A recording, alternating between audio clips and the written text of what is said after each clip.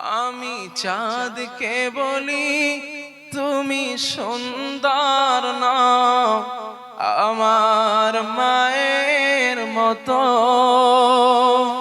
গোলাপকে বলি তুমি মিষ্টি নও, আমার মায়ের মতো।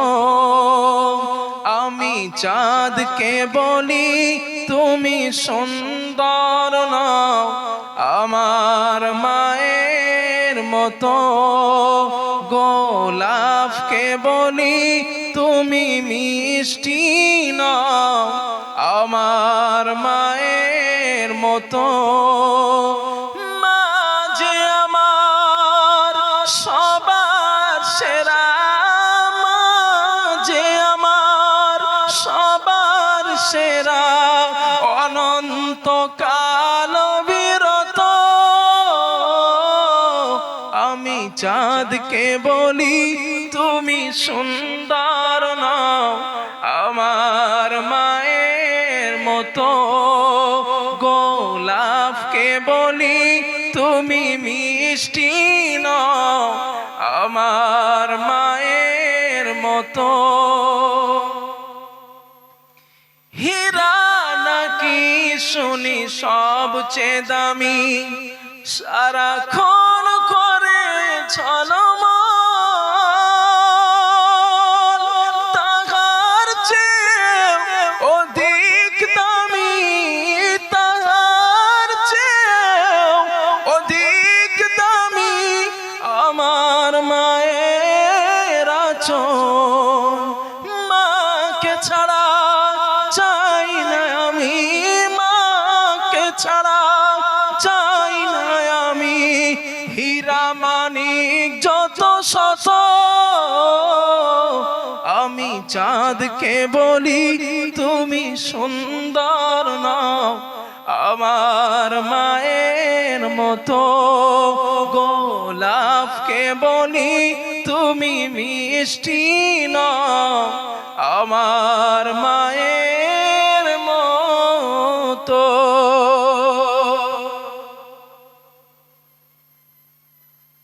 সব ঠিক আছে, দোষ করে মা বুড়ো হয়ে গেলে হয় বুড়ি আর বাপ হয় বুড়ো, ঠিক না? আর বউ শ্বশুর হয় আব্বা জান আর শাশুড়ি হয় আম্মা জান। যুবক কপাল পড়া তোমার। বলবো না ভাই, বলবো না কেন? টাকা পড়ছে শাশুড়ি আম্মা আর শ্বশুর আব্বা। যে মা এত কষ্ট মৌতের অর্ধেক যন্ত্রণা সহ্য করে দুনিয়ার আলো দেখাইলো, ওই মা বিরুদ্ধ অবস্থায় হয় বুড়ি। কপাল পড়া মুসলমান। প্রিয় ভাই, সাবধান হন। এখনো বলছি, নিজেদের পরিবর্তন করেন।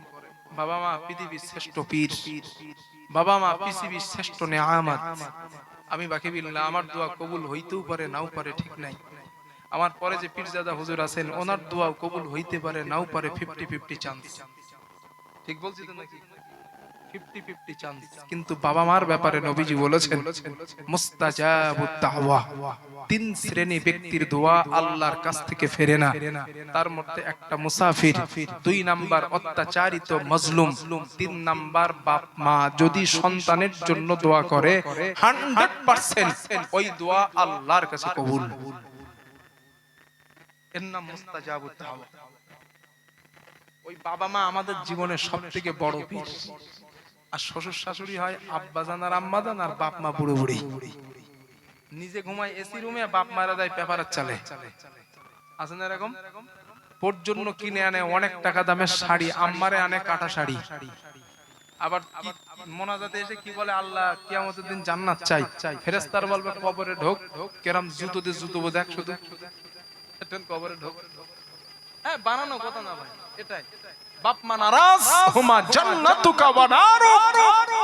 বাপ মা জান্নাত, বাপ মা জাহান্নাম। বাপ মা নারাজ, জাহান্নামে যাবেন। বাপ মা নারাজ, জাহান্নামে যাবেন। বাপ মা খুশি, আল্লাহর জান্নাতে যাবেন। আল্লাহ আমাদের বাপ মা সেবা করার তৌফিক দেন। বলুন সকলে আল্লাহুম্মা আমিন। সর্বশেষ আর একটা এলান আপনাদের কাছ থেকে, এরপরে ইনশাআল্লাহ আমি আপনাদের কাছ থেকে বিদায় নিব। ভাই আমার বাড়ি নলডি, আপনারা কম বেশি শুনেছেন। এই যে বসিরহাট চেনেন তো না? বসিরহাটের 6 কিলোমিটার আগে আমার গ্রামের নাম নলডি। ওই নলডি গ্রামে আমি একটা মহিলাদের মাদ্রাসা বানিয়েছি। এই সাধারণ যে মাদ্রাসা এরকম না, একটু ব্যতিক্রম। ব্যতিক্রম কি? আমার ওখানে আবাসের যে যত্ন, বাচ্চাদের থাকার যে যত্নটা, এসি রুম, বাচ্চারা যে ঘরে থাকবে সব রুম এসি, এবং বাচ্চাদের থাকার জন্য বেডরুমের ব্যবস্থা করেছি, বেড। এবং মাদ্রাসার চতুর্দিকে 9 ফুট প্রাচীর দিয়ে ঘেরাওয়া করা, প্রাচীরের উপরে আবার কাঁটা তার, আবার সিসিটিভি ক্যামেরা, সিকিউরিটির কোনো ত্রুটি নাই। বাচ্চাদের বাথরুম, গোসলখানা সবগুলো টাইলস ব্যবহার করা। বাচ্চাদের খাওয়া দাওয়া 3 টাইম, সকালে ফজরের পর নাস্তা। এগুলো হলো বিল্ডিং পারপাস।